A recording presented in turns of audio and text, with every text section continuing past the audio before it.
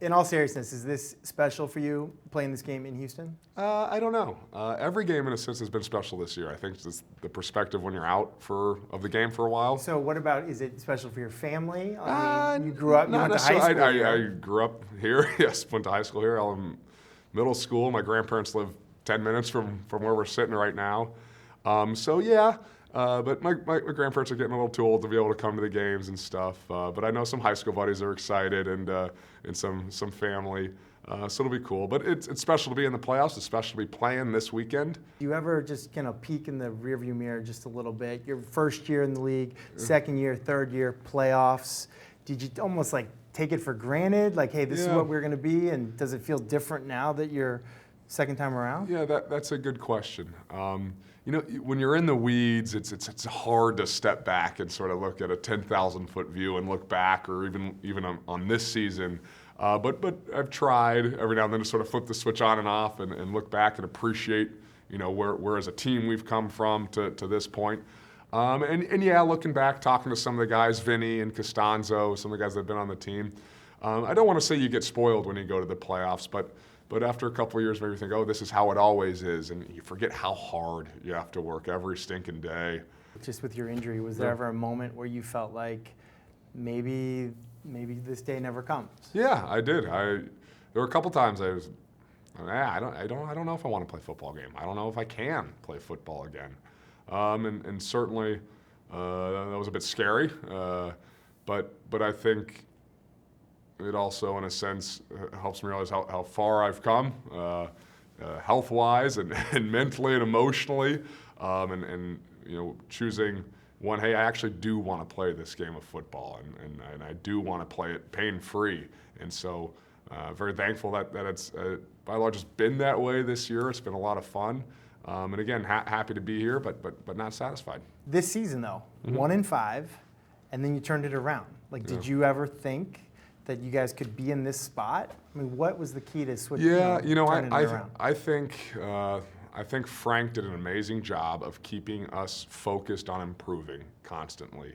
And he said this a couple times, but surrendering the result to our process, surrendering the outcome to what we're doing on a daily basis to get better. How much better? We've improved a lot. 1% There you go.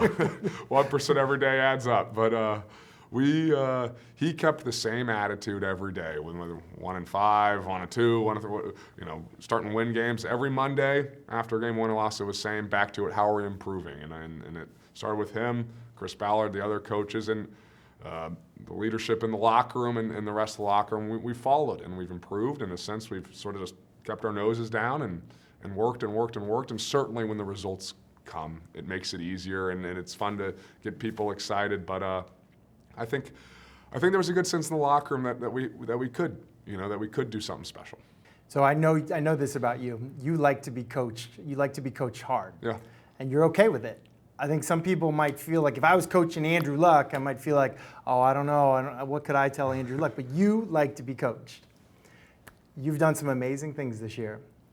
But coach me up on your pick six last week. Yeah, it was Thanks for asking, Matt. I'm sorry. It was bad. It was bad. We were backed up. There were many things that... So Coach Andrew Luck, what would you say to him? Move on to the next play. Second and 10 is better than pick six back out there. This team was worst in the league at protecting the quarterback, and now you're the best in the league at protecting the quarterback. Besides the obvious answer, the offensive line, what is another reason, or who should get some credit that doesn't get any credit? Yeah, I think anytime you're doing a good job protecting the quarterback, the wide receivers, tight ends, and running backs are involved in that. How are the wide receivers? They're getting to the spots expeditiously, and they're understanding the timing of concepts. They're chipping in. You see Chester Rogers, who might be the littlest guy on the field at times, going up and putting his shoulder into guys and helping the O-line protect and getting out into routes. The tight ends, the running backs taking a part in that. Checkdowns are huge. Checkdowns can be a quarterback's best friend. So it's a unit effort. It's a group effort. And certainly will be a challenge this game with the personnel they have. Let me ask you about the Texans. What's the best thing that they do on defense? They get up and have one-on-one matchups across the board, and Jackson and Joseph and their linebackers and Watt and Clowney and Merciless, and those are a lot of really, really good football players, and they do a heck of a job of playing together. So we know it's going to be a challenge. We've got to protect the football, try to play complementary football. Should be a great atmosphere, should be a lot of fun. Is there anything that you really admire about his comeback? Yeah, certainly. I mean, the way he's come back and the level he's playing at, I think, and Deshaun Watson, and anybody who's spent forced time away from football because of injuries and the chance to return, I think there's a sense of respect for what you've gone through. And certainly everybody's journey is different. But a lot of respect for JJ and what he's done and what he's meant to the city of Houston.